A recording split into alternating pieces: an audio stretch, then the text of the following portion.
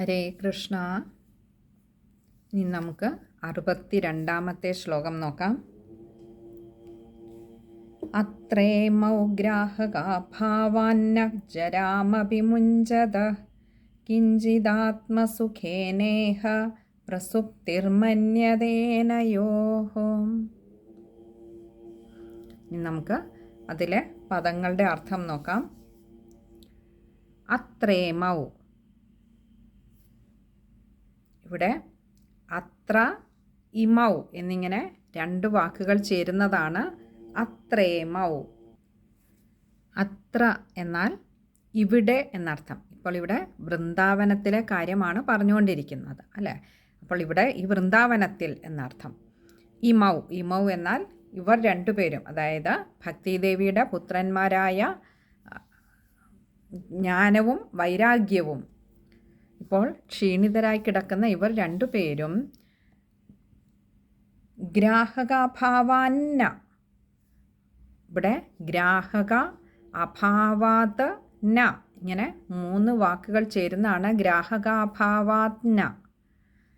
ഗ്രാഹക എന്നാൽ ഗ്രഹിക്കാൻ അഥവാ സ്വീകരിക്കാൻ, അഭാവാത്, അഭാവാത് എന്നാൽ ആരും ഇല്ലാത്തതുകൊണ്ട്, ഇവിടെ ആർക്കും ഈ ജ്ഞാനവും വൈരാഗ്യവും ഒന്നും സ്വീകരിക്കാൻ താല്പര്യമില്ലാത്തതുകൊണ്ട് അതിനിവിടെ ആരും ന എന്നാൽ ഇല്ല എന്നർത്ഥം.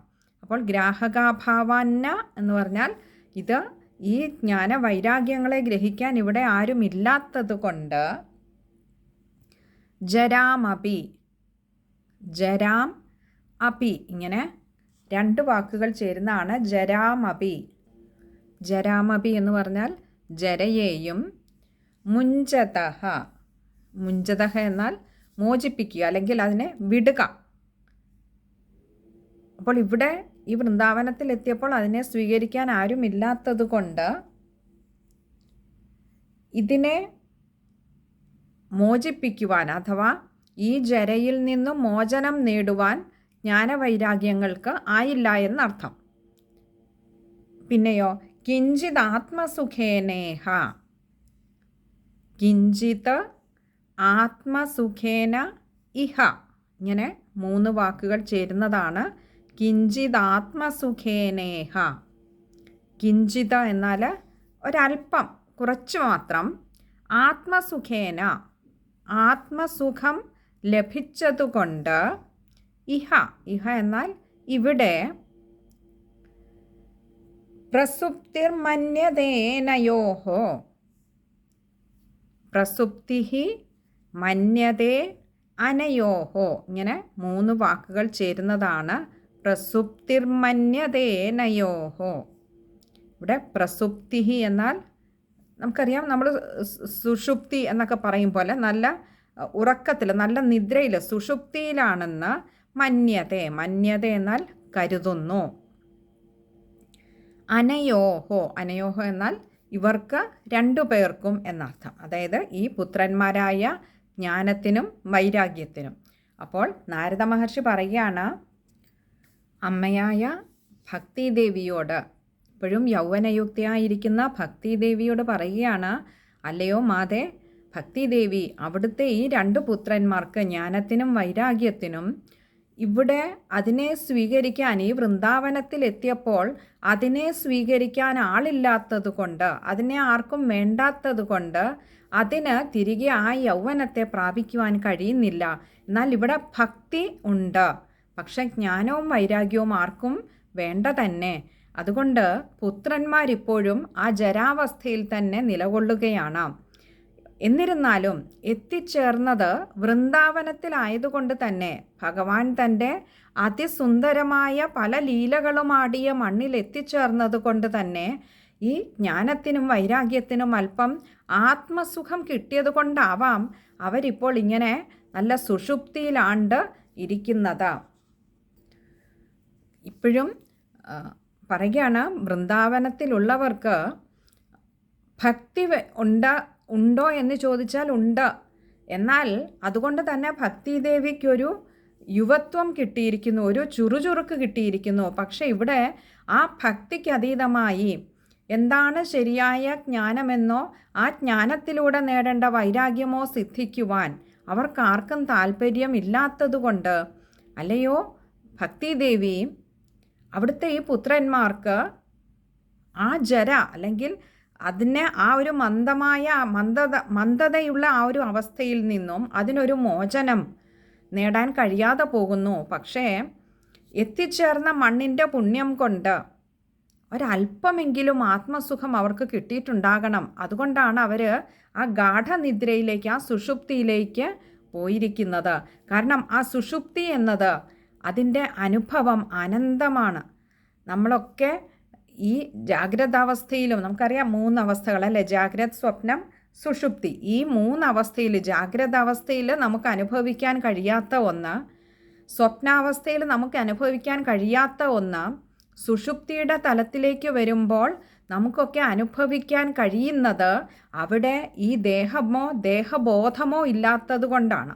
അവിടെ ഉള്ളത് ഈ ദേഹത്തിനുള്ളിൽ സാക്ഷിയായിരിക്കുന്ന സർവചരാചരങ്ങളുടെയും ഉള്ളിൽ സർവചരാചരങ്ങളുടെയും സത്തായി വർത്തിക്കുന്ന, സാക്ഷിയായി വർത്തിക്കുന്ന ആ ഭഗവാന്റെ ആ ആത്മ ചൈതന്യത്തിൻ്റെ അനുഭവമാണ് അപ്പോൾ ഒരുവൻ അനുഭവിച്ചറിയുന്നത്. അതുകൊണ്ടാണ് ഉറങ്ങുമ്പോൾ നമുക്കൊക്കെ ആ ഒരു സുഖം, പരമമായ സുഖം, അതാണ് ആനന്ദം.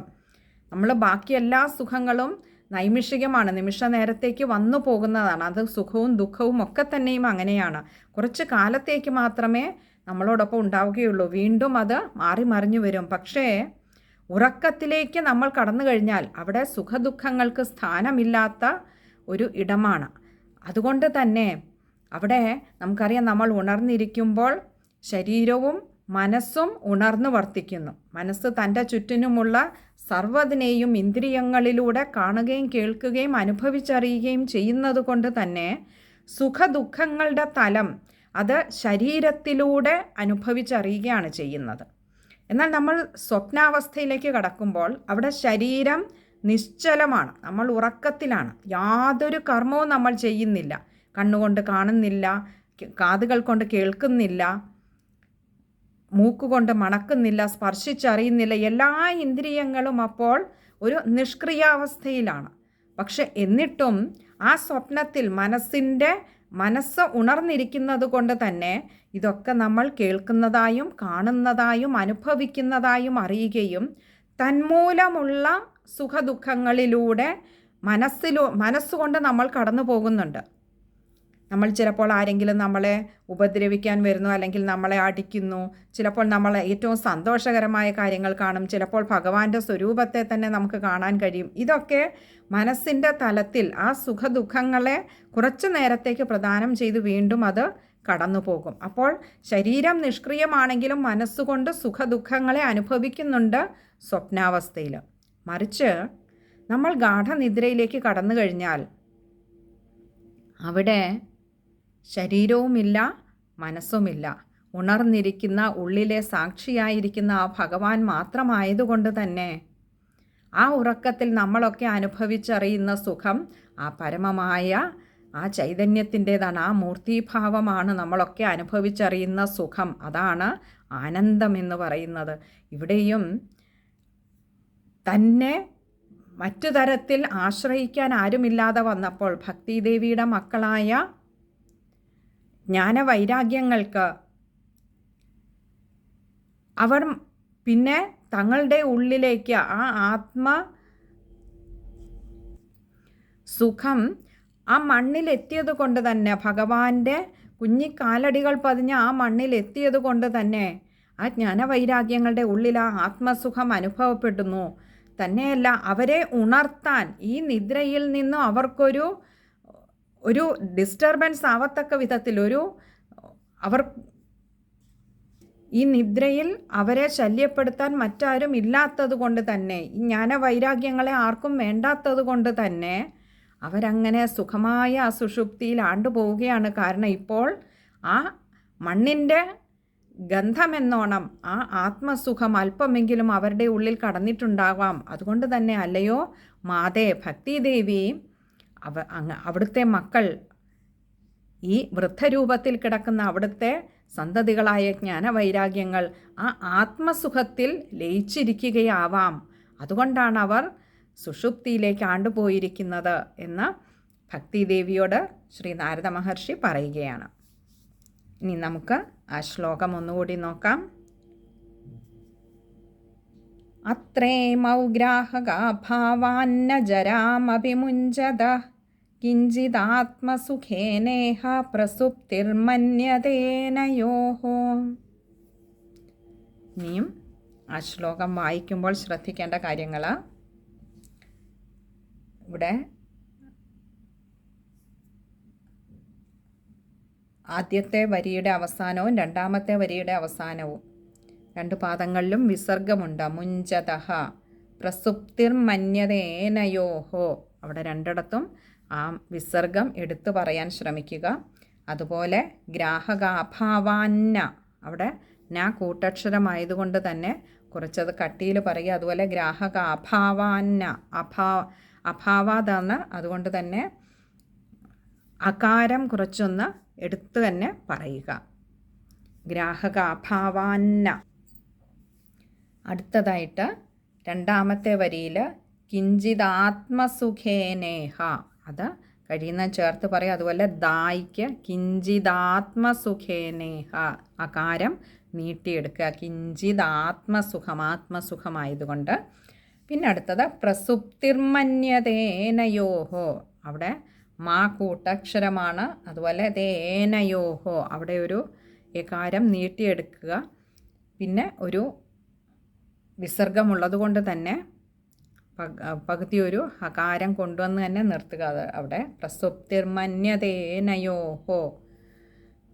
ഇത്രയും കാര്യങ്ങളാണ് ആ ഒരു ശ്ലോകം വായിക്കുമ്പോൾ ശ്രദ്ധിക്കാനായിട്ടുള്ളത്. ഹരേ കൃഷ്ണ.